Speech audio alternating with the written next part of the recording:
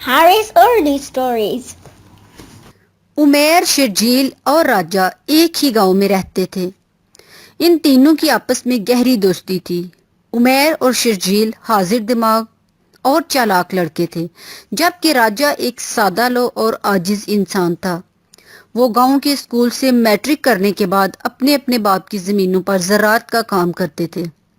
वैसे तो वो तीनों वफादार और मुखलिस होते हुए मुश्किल वक्त में एक दूसरे के काम आते थे, लेकिन उमैर और शर्जील खुद एतमाद होने की वजह से बचपन से ही राजा को अपने मजाक का निशाना बनाते आए।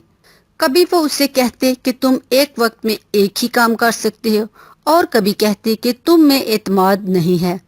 लेकिन राजा उनकी बातों का बुरा ना मानता।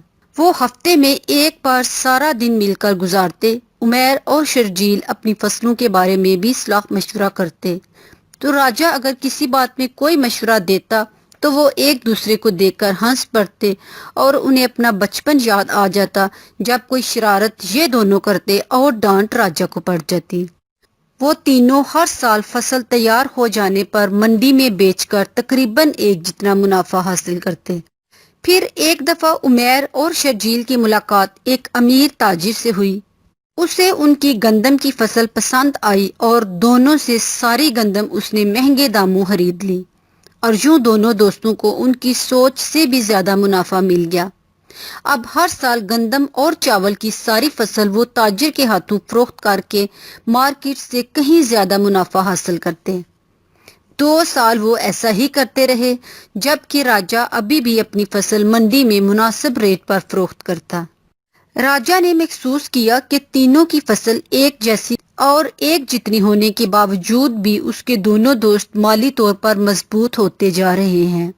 एक दिन उसने अपने दोनों दोस्तों से पूछा कि तुम लोग कौन सी मंडी में अपनी फसल फरोख्त करते हो?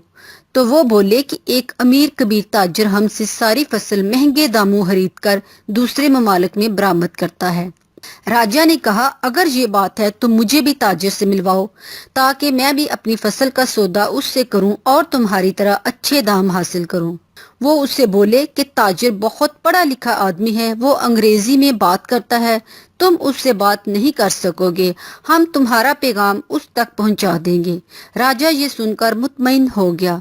अब उमैर और शर्जील इस लालच की वजह से नहीं बताना चाहते थे कि कहीं वो ताजिर ज्यादा फसल देकर कम कीमत ना लगा दे। अब वक्त के साथ साथ उमैर और शर्जील का एतमाद गरूर में बदलता गया। वो राजा से मुआशी तौर पर मुस्तहकम हो गए थे। वो अब भी राजा पर तंजो मजाक करते और उसकी सादगी पर हंसते थे। यूं ही एक साल उन्होंने उस ताजर के हाथों अपनी सारी फसल फरोख्त की, तो ताजर ने 3 दिन बाद रकम देने का वादा किया। उमैर और शर्जील को ताजर पर अंधा एतमाद था, क्योंकि वो पहले भी यूं ही अपना वादा पूरा करता था। लेकिन इस बार 3 दिन गुजर गए। जब वो दोनों दोस्त रकम लेने के लिए ताजिर के दफ्तर गए, तो वहां जाकर मालूम हुआ कि 2 दिन पहले ताजिर सारी अजनास और फसल मार्केट में फरोख्त करके मुल्क से बाहर चला गया है। और भी कुछ लोग अपने साथ होने वाले धोखे पर शोर मचा रहे थे। उन दोनों के पास ताजिर के हाथों फरोख्त की गई फसल का कोई सबूत नहीं था। वो इंतहाई परेशानी के आलम में हाली हाथ वापस लौट आए। अब दोनों को एहसास हो चुका था कि उन्हें लालच से ज्यादा गुरूर की सजा मिली है। वो अपने बचपन के साथी को अपने से कमतर समझना शुरू हो गए थे। अब वो पछतावे की आग में जल रहे थे।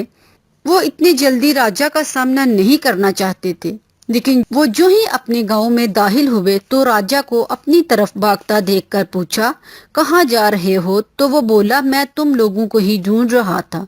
मैंने बताना था कि मार्केट में फसल का रेट बढ़ गया है, मेरी फसल बहुत अच्छे दामों बिक गई है।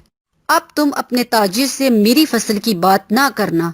यह कहकर वो चला गया। उमैर और शर्जील ने शर्मिंदगी से एक दूसरे को देखा और वादा किया कि आज के बाद वो कभी भी राजा का मजाक नहीं उड़ाएंगे, बल्कि तीनों हर काम एक दूसरे के मशवरे से करेंगे, क्योंकि वो समझ चुके थे कि उन्हें उनके गुरूर ने बर्बाद किया है, जबकि राजा को उसकी आजिज़ी ने बचा लिया है। अगर आप मेरा वीडियो पसंद आ गया, मेरा चैनल जरूर सब्सक्राइब करिए। शुक्रिया।